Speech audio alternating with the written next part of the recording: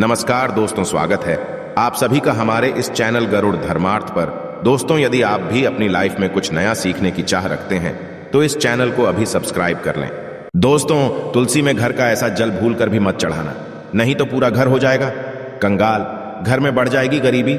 इसीलिए साथ जानेंगे कि किस दिन महिलाओं को तुलसी माँ को कभी भी गलती से भी जल नहीं देना चाहिए, वरना होता है घोर अनर्थ। माँ तुलसी के साथ ही माँ लक्ष्मी भी हो जाती है क्रोधित। तो पूरी जानकारी के लिए वीडियो को अंत अवश्य देखना।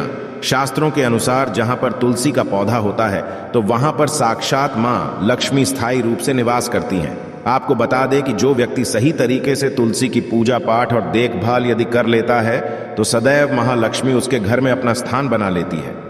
किंतु तुलसी के कुछ वास्तु नियमों को आपको ध्यान में अवश्य रखना है। ऐसे में आइए उन नियमों के बारे में जान लेते हैं। नंबर 1, नियमित तौर पर तुलसी माता के दर्शन करने और हाथ जोड़ने से व्यक्ति के सभी पाप खत्म हो जाते हैं।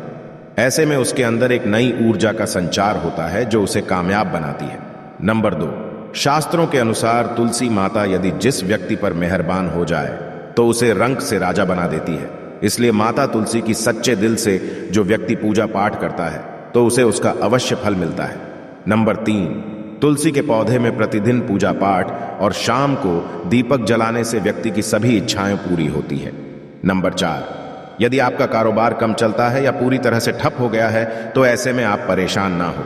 हर शुक्रवार के दिन तुलसी के पौधे में कच्चा दूध चढ़ाए, आपकी परेशानी जल्द ही दूर हो जाएगी। तुलसी माता अपने भक्तों को कभी भी निराश नहीं करती।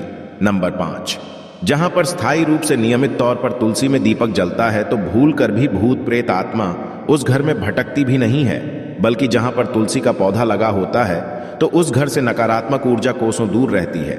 नंबर 6, यदि आपके घर में पैसों की तंगी रहती है और घर की जमा पूंजी धीरे धीरे कम होती जा रही है तो तुलसी के नीचे घी का दीपक जलाकर सच्चे दिल से उसकी पूजा करें और देखें तुलसी माता का चमत्कार। नंबर 7, 100 गुना फल प्राप्ति के लिए विष्णु भगवान की पूजा में तुलसी के पत्तों का बहुत ही महत्व है। कहते हैं यदि आपके पास भगवान को चढ़ाने के लिए कोई भोग ना हो तो केवल तुलसी का पत्ता चढ़ा दें, वो प्रसन्न हो जाते हैं। वैसे तो प्रत्येक देवी देवता की पूजा में तुलसी का उपयोग किया जाता है, किंतु भगवान शंकर और गणेश जी की पूजा में तुलसी का उपयोग नहीं किया जाता। नंबर 8, ज्योतिष शास्त्र के अनुसार कहा जाता है कि तुलसी की माला पहनने से बुध और गुरु ग्रह बलवान होते हैं।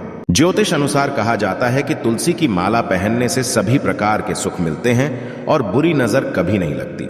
साथ ही तन और मन दोनों पवित्र हो जाते हैं। तुलसी की माला पहनने से पहले मंदिर में जाकर श्री हरि भगवान विष्णु की पूजा करनी चाहिए। जो लोग तुलसी की माला पहनते हैं तो उन्हें प्याज और लहसुन, मांस, मदिरा का सेवन छोड़ देना चाहिए। नंबर 9, जो भी नित्य तुलसी के पत्तों का सेवन करता है तो वो सदैव भयंकर से भयंकर बीमारियों से बचा रहता है। तुलसी के पत्तों का सेवन अनेक बीमारियों को जड़ से खत्म करता है। नंबर 10, जो व्यक्ति सच्चे दिल से तुलसी विवाह करवाता है तो सभी देवी देवताओं की कृपा उस पर बरसती है। तुलसी माता सदैव उसके साथ रहती है और उसके हर बिगड़े कार्य को पूरा कर देती है। नंबर 11, तुलसी को कौन सी दिशा में रखे, आइए जानते हैं। वास्तुशास्त्र के अनुसार तुलसी का पौधा लगाने के लिए उत्तर दिशा या उत्तर पूर्व दिशा या फिर पूर्व दिशा का चुनाव करना चाहिए, सबसे उत्तम है। नंबर 12, तुलसी का पौधा कभी भी घर पर लाए तो बृहस्पतिवार के दिन ही लाए और सुबह के समय ही लगाए। और ऐसे में गलती से भी तुलसी के नीचे ना ही शिवलिंग को रखे और ना ही गणेश जी की प्रतिमा को।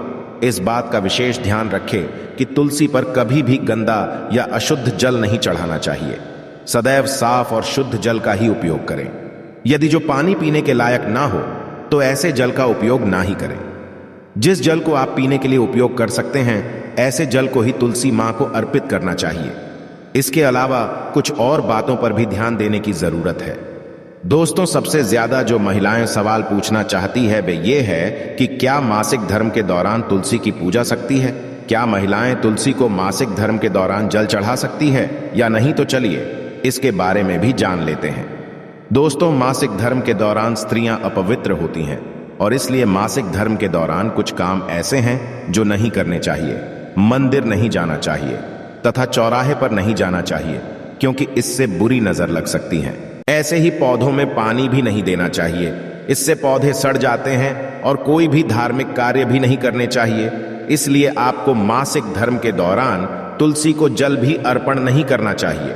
तुलसी व्रत भी नहीं करना चाहिए, तुलसी के पास भी नहीं जाना चाहिए, वरना तुलसी का पौधा सूख सकता है, तुलसी अपवित्र हो जाती है। तुलसी की पवित्रता का विशेष ख्याल रखा जाना चाहिए। मासिक धर्म के दौरान चौथे दिन स्नान करने के बाद ही आपको कोई धार्मिक कार्य करने चाहिए। तो यह थी आज की विशेष जानकारी। वीडियो से विदा लेने से पहले आपसे एक गुजारिश करते हैं कि कमेंट बॉक्स में जय तुलसी मां अवश्य लिखें।